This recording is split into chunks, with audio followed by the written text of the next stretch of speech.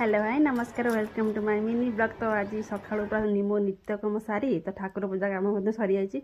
आज टी मुंडा धोई से मुझे मुंडा खोला कर फैन सामने बस पड़ी। आज मार्केट जबार था बोर झीर बो जी मो झी जीवन यहाँ कौन कथा ना आम घर छात भी उड़ता पाटे रड़ी में छातटा उड़ीज।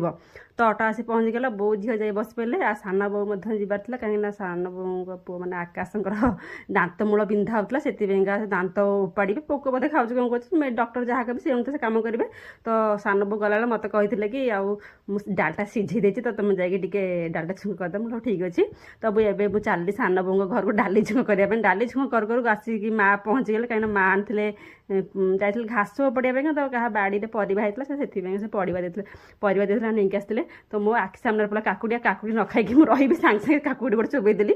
तो आज आसले आम घर को आमर बनता सजना आमर जो पणस मंजी भजा ता डालमा भात एमती बनई।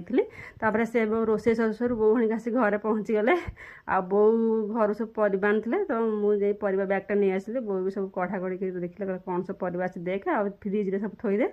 तो जमती सब आसला मो आसला आलू चप आउ जिलापी कि आलू चप गोटे भल पाए से। तो गाँव को रज जेहेतु गाँव गोटे फेरीवाला आसले से बहुत गहली आ मु रखी मो झी गोटे लकेट जिद लकेट दरकार लगे जिद के चलो लकेट रखला।